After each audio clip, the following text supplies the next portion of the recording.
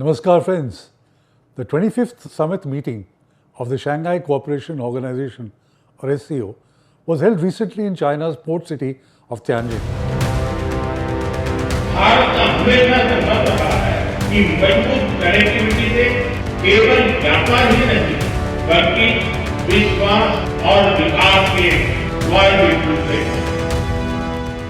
The SCO has 10 member states, 2 observer states and 15 dialogue partners from Asia, Europe and Africa. Prime Minister Narendra Modi was there, as was President Vladimir Putin, and of course, President Xi Jinping was there playing host. And then there was Pakistan, or should I say, 2 Pakistans? I am Tilak Devasher and you are watching The Great Game Reloaded. Do like, share and comment. Yes, you heard me correctly. 2 Pakistans. Prime Minister Sharif, who came as head of government, represented one Pakistan. Field Marshal Asim Munir, the other Pakistan. Some would say the real Pakistan. He wasn't part of the official SCO delegation. He flew in separately as if to remind the world. In Pakistan, the army just doesn't guard the borders, it runs the state. The SCO meeting was meant to be about statesmanship, but Pakistan provided theatre. Shehbaz Sharif arrived in Tianjin with a cabinet team. He called it a historic visit, only to be politely ignored. Reports say some SCO members sidelined him. Meanwhile, Asim Munir entered like a parallel head of state, closed-door meetings with high-level Chinese officials, and then the photo op that tells the whole story. Munir, not Sharif, shaking hands with Xi Jinping. What's the message here? That Pakistan's democracy is ornamental. The man who really matters is the Field Marshal. But by now, the Pakistanis are used to this.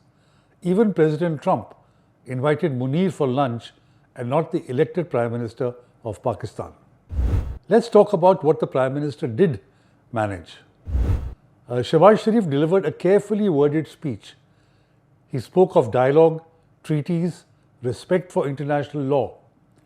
He lamented India's suspension of the Indus Water Treaty after the Pahalgam terror attack. He said, and I quote, "Uninterrupted access to due share of water as per treaties will strengthen SCO cooperation," unquote. Fine words. But here's the reality. Pakistan's credibility on terrorism is in tatters. So, Sharif's lectures on treaties don't hold water. But why was Munir even there? Remember, the SCO meeting was a summit of civilian leaders. Yet Asim Munir became the first serving Pakistan Army chief to attend. And not just attend, but to dominate the Pak delegation and agenda. Munir joined Sharif in private sessions, including talks with the Iranian president and the Azerbaijan Prime Minister. Now, why is the army stepping so far into foreign policy? Because that is what it does. It thinks foreign policy is its domain. It doesn't trust politicians. It thinks the politicians will compromise Pakistan's vital interests if they are allowed to handle sensitive matters of foreign policy. Pakistan's civilian leadership has been weak for a long time. They are incapable of wresting control from the army. The economy is in crisis. Inflation is crushing ordinary families. IMF bailouts are keeping the state afloat. And Shehbaz Sharif lacks both authority and legitimacy. In that vacuum, the army has stepped in, and Field Marshal Asim Munir has been very active. First in Washington, where he was hosted by President Trump, now in Beijing, sitting with Xi Jinping. 2 capitals, 2 presidents, 1 general. It tells you who's running Pakistan's foreign policy. Not the Prime Minister, not the Parliament, but the GHQ in Rawalpindi. In Beijing, a day after the SCO summit concluded in Tianjin, Munir met Xi Jinping together with Shehbaz. The discussions were supposedly wide-ranging. Regional peace, CPEC, military-to-military ties. Xi told Munir that China wants to accelerate Phase 2 of the China-Pakistan Economic Corridor or CPEC. But there's a catch. security guarantees. China has lost men, money and patience in Pakistan. The Baloch Liberation Army, BLA, has targeted its projects. The Tehreek-e-Taliban Pakistan, TTP, has attacked its workers. And Beijing's message was blunt: protect our people or no new money. This is why Munir was in the room, because Sharif can promise, but only the army can deliver or fail to deliver security. But there is another angle. China showcased its military hardware at the Victory Day parade, marking the 80th anniversary of the Chinese People's War of Resistance against Japanese aggression. Missiles, drones, electronic warfare were on display. This would have been interest to Munir. Why?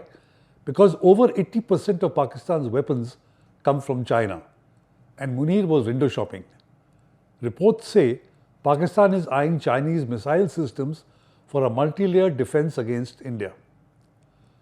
So while Shehbaz Sharif was speaking of peace, his army chief was shopping for weapons. That is Pakistan in a nutshell. Let's not forget Russia. Shehbaz Sharif did meet Vladimir Putin.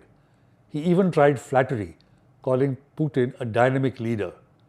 He assured Moscow that Pakistan respects Russia's ties with India. This was unusual.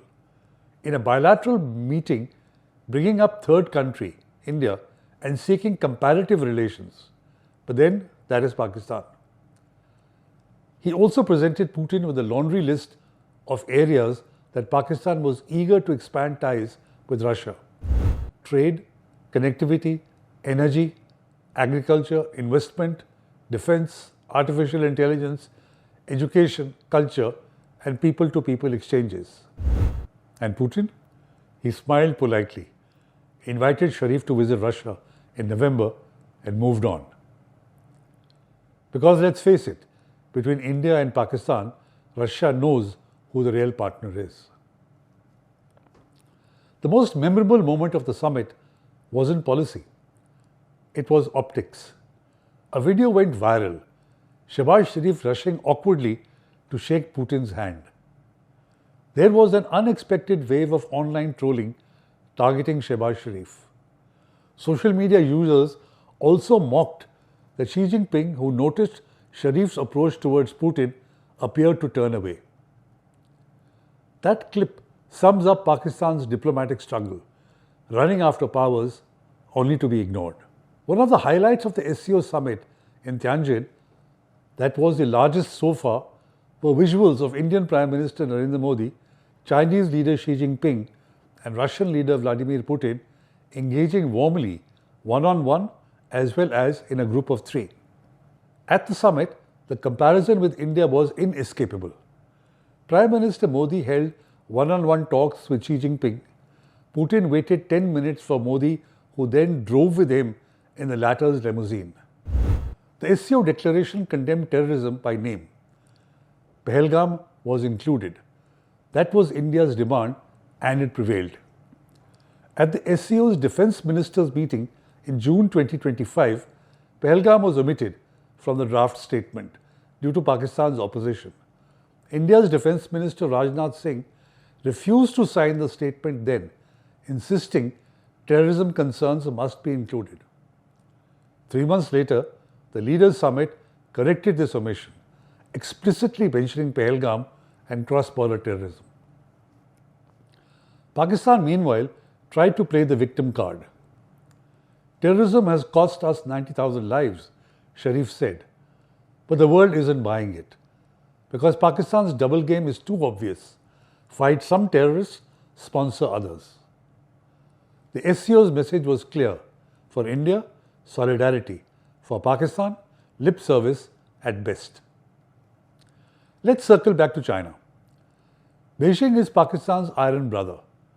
At the bilateral meeting, Xi Jinping reaffirmed the ironclad bond. China stands ready to work with Pakistan to build upgraded versions of CPEC and the China-Pakistan Free Trade Agreement. But he also handed Islamabad a laundry list. 1. Guarantee security for Chinese projects. 2. provide clarity on ties with America. 3. Share details on rare earth minerals. Think about that. China is essentially treating Pakistan like a client state. Beijing wanted to know, what deals was Pakistan cutting with the Americans? How much of its rare earth wealth was it promising to Washington? The Chinese are seeking clarity on this newfound bonhomie with the US and have expressed reservations over the same. Pakistan has been asked to provide clarity on this relationship before China could go ahead with phase 2 of the project. Is this brotherhood or is this business? And the terms are hard. Phase 1 of CPEC left China bruised. Its projects were bombed, its workers were killed. So phase 2 will not proceed without guarantees. Security guarantees, mineral guarantees, political guarantees. In other words, China is saying, prove your loyalty, prove your capacity, only then will the money flow. And who can give those guarantees? Not Shehbaz Sharif, not a shaking coalition, only the Pakistan army. That's why Asim Munir is suddenly, quote unquote, the civilian face at summits. Because Beijing doesn't waste time on figureheads. That is the reality of phase 2 of CPEC. It's not friendship, it's business with strict terms. And Pakistan is in no position to negotiate. Its economy is in shambles, its army is overstretched, its prime minister is desperate for relevance. Of course, the FCA was not just about Pakistan. The summit also provided a platform for Modi-Xi talks, Modi-Putin warmth, and a declaration that condemned terrorism. It adopted a 10-year development strategy, created new SCO centers, and even set up an SCO development bank. But in all this, Pakistan stood out for the wrong reasons. It came with two leaders. One, the elected Prime Minister, the other, the unelected Army Chief. One ignored, the other indulged. One making speeches, the other making deals. One chasing handshakes, the other shaking hands. The world chose to engage with the man in uniform, the one who mattered. That tells you everything about Pakistan's democracy. It also tells you why Pakistan struggles on the world stage. Because when a country speaks with two voices, nobody takes it seriously. India, on the other hand, played it smart. Prime Minister Modi didn't make it a bilateral visit to China. He used the SCO as a stage to meet Xi, to reset ties, to ease tensions. At the same time, he secured strong language on terrorism, something that Pakistan had blocked at previous meetings. Pahalgam में terrorism का बहुत ही घिनौना रूप देखा। इस दुख की घड़ी में जो मित्र देश हमारे साथ खड़े रहे, मैं उनका आभार व्यक्त करता हूं। यह हमला केवल भारत की अंतरात्मा पर ही आघात नहीं था, यह मानवता में विश्वास रखने वाले हर देश, हर व्यक्ति को खुली चुनौती थी। ऐसे में प्रश्न उठना स्वाभाविक है, क्या कुछ देशों द्वारा आतंकवाद का खुलेआम समर्थन हमें स्वीकार्य हो सकता है? एक्सेलेंसी, हमें स्पष्ट रूप से और एक स्वर में कहना होगा कि आतंकवाद पर कोई भी डबल स्टैंडर्ड स्वीकार्य नहीं होंगे। For India, the SCO was a stage to counter US tariffs, to show Washington that it still has options, and to remind it that the partnership with Moscow is still alive.